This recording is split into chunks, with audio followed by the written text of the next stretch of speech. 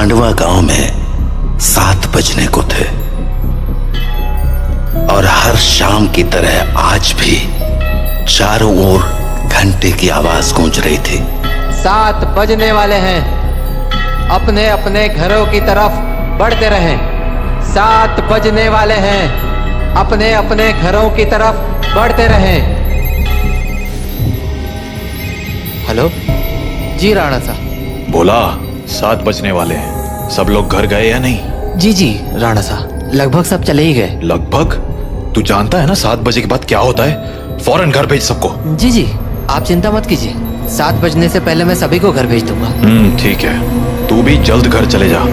जी राणा साहब, कल मिलता है। देव। हाँ पापा।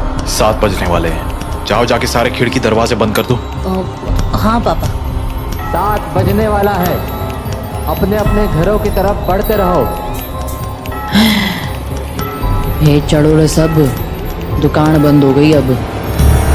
अरे काकी चाय तो पिला दे। अरे बावड़े, घंटी की आवाज ना सुनी के तेने?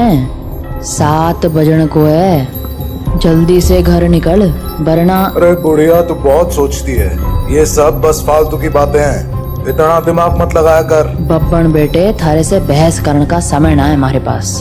बेहतर होगा कि 7 बजने से पहले तू अपने घर पहुंच जा, क्योंकि अगर रास्ते में वो मिल गए ना तो दोबारा यहाँ मत आइयो, क्योंकि मैं दरवाजा ना खोलूंगी, समझ गया?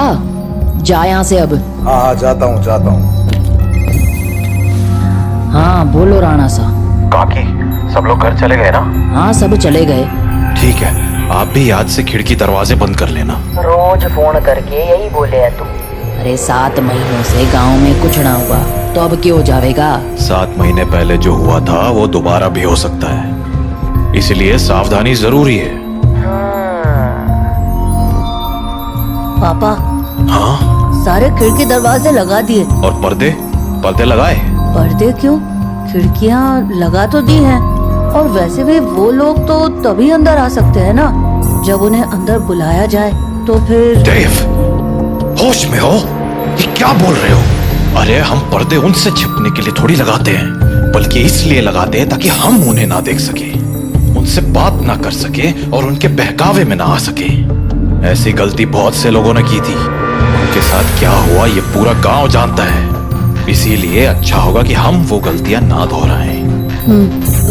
पापा, क्या मम्मी के साथ भी ऐसा ही कुछ हुआ था? क्या वो भी? 7 बज गए, जाओ जल्दी से जाके पर्दे लगा दो, वो लोग अब आते ही होंगे।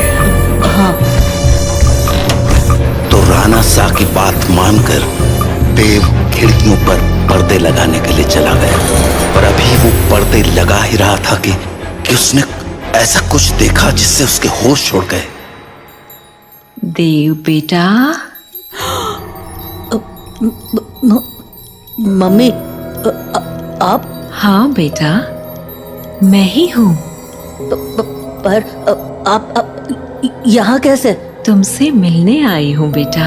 हाँ, पर आप तो मर गए थे ना? नहीं तो, देखो मुझे, मैं तो जिंदा हूँ। लेकिन पापा ने तो बोला आप मर चुके हो, तो फिर? तुम्हारे पापा झूठ बोल रहे हैं बेटा। मतलब आप मरे नहीं हो? नहीं, मैं तो बस रास्ता भटक गई थी, आज बहुत मुश्किल से तुम्हारे पास आ पाई हूँ, बस तुमसे मिलने। हाँ, सच्ची? हाँ बेटा, हाँ।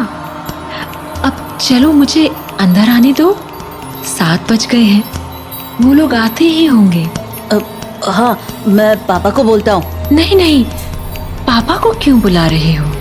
वो मुझे देख तो पाएंगे नहीं, और जब तक मैं उन्हें समझाऊंगी तब तक तो बहुत देर हो जाएगी, इसलिए तुम ही जल्दी से दरवाजा खोल दो, जाओ। पर पापा ने 7 बजे के बाद दरवाजा खोलने से मना किया है। बेटा, मेरे पास ज्यादा वक्त नहीं है, मैं ज्यादा देर तक बाहर नहीं रह सकती। तुमने दरवाजा नहीं खोला तो? नहीं, मैं खोलता हूँ। थैंक यू बेटा।